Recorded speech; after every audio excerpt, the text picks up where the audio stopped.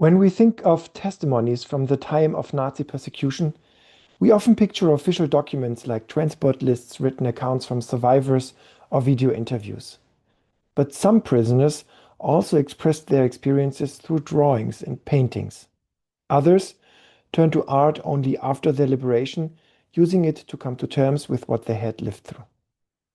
Art, in its many forms, has always served as a mirror of human experience.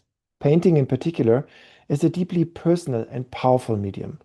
It captures not just the broad strokes of history, but the personal stories and memories behind them, including those shaped by trauma, suffering, and persecution. Nazi concentration camps were spaces of unimaginable suffering, but even there, people found ways to express their resilience.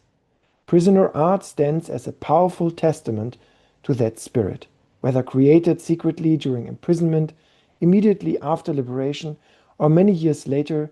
These works go beyond simple testimony. They offer non-verbal responses to the brutal reality of life in the camps. One such artist was the Hungarian Jewish painter and Holocaust survivor Erwin Aaron Abadi, born in 1918. Abadi was imprisoned in Bergen-Belsen and later hospitalized in Farsleben after liberation. There, he created dozens of paintings depicting scenes from the camp and its final days. Produced under extreme conditions, Abadi's paintings are both a record of historical events and an exploration of hope, resistance, and the human need to hold on to one's identity in the face of dehumanization. Prisoner artwork is still too often treated merely as illustration, used to complement diaries or other written testimonies. In many archives, these pieces are preserved as memorial artifacts only, rather than as works of art. Today, digital technology offers new ways to explore these drawings and paintings. We can zoom in on fine details, uncover hidden layers, and connect them to other sources and artifacts. This helps us better understand and preserve the stories these artworks tell.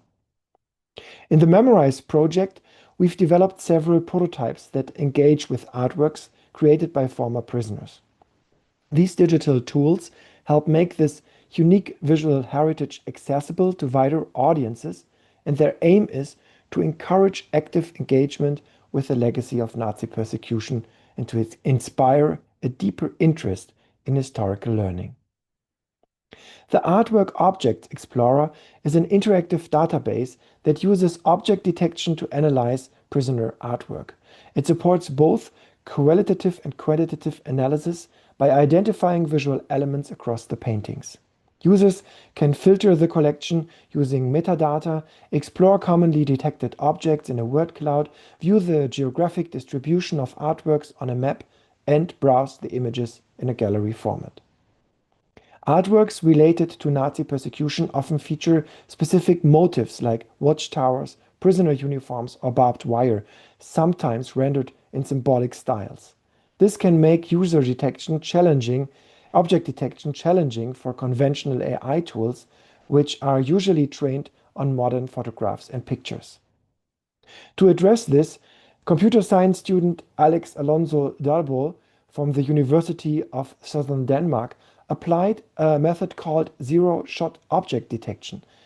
This technique allows AI to detect objects based solely on written descriptions, even without prior visual examples. Two such models were tested on a collection of nearly 2,000 artworks. With this method, users can see AI-generated detection frames on the artworks, manually edit or remove inaccuracies, and add new collection-specific labels. They can also explore detected objects across the collection and identify recurring themes and visual clusters. The 2D Artwork Explorer is an interactive tool that lets users engage with prisoner artwork in greater depth. It features the watercolor painting perspective view of the Bergen-Belsen camp made in 1945 by Erwin Abadi. Users can click or tap on individual objects or areas in the paintings to access background information, for example, about SS personnel about food in the camp, forced labor, or specific camp features like barbed wire or watchtowers. This interactivity helps the users understand the conditions in Bergen-Belsen and the daily struggles of its prisoners. Not all elements in the image are interactive. The ones that are have been manually annotated. Looking closely at the structure and details of Abadi's painting reveals just how complex artworks by concentration camp prisoners can be. Much of their impact lies in composition and color, even when artists had to improvise with materials, due to the lack of proper tools or surfaces. The Artwork Composition Explorer expands on the 2D experience by letting users interact with the different visual layers of a painting.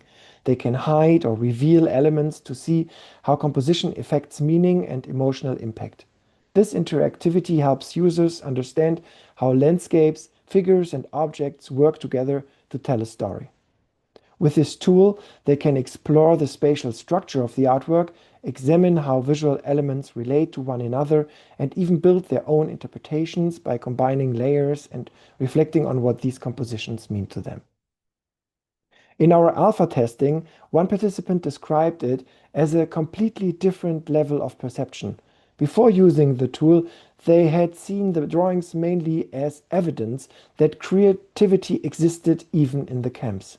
Afterwards, they saw them as fully fledged historical documents revealing the world depicted in a picture.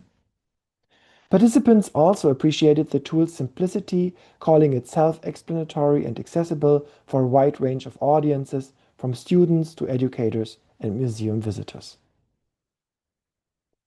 The 3D Prisoner Artwork Explorer takes the experience one step further by transforming two-dimensional paintings into immersive 3D environments. Users can enter these three-dimensional versions of the artworks and navigate within them. They can follow a guided tour with annotations, or they can explore freely using what they've learned in the 2D Explorer to deepen their understanding. Each journey begins with the original painting, paired with historical and biographical information. Users then move through a curated sequence of camera views accompanied by text and audio explanations. Along the way, they can step into contemplative spaces where additional materials like related artworks, photographs, diaries, entries, or letters add depth and context. Chris Hall, the tool's designer, describes it as an invitation to jump into the world from the artist's memory and follow a story through the details of the painting.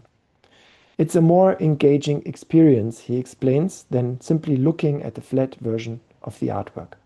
Currently, the MEMORISE website offers 4 such 3D artworks, 1 each by Leo Koch and Otto Birman, and 2 by Erwin Abadi. These prototypes, based on visual heritage of Nazi persecution, aim to build critical thinking and analytical skills while promoting a deeper understanding of the cultural heritage of Nazi persecution. They show that prisoner drawings and paintings are complex, multifaceted sources. They are not only works of art, but also historical records, memorial artifacts, and personal testimonies, each offering a unique and irreplaceable view of camp life. By combining distant and close reading approaches, users can explore broad historical patterns as well as the intimate details of individual artworks. This dual perspective reveals new insights into recurring themes, visual languages, and historical connections, and helps us uncover the deeper meanings and personal stories embedded in this powerful visual heritage. Thank you for your attention.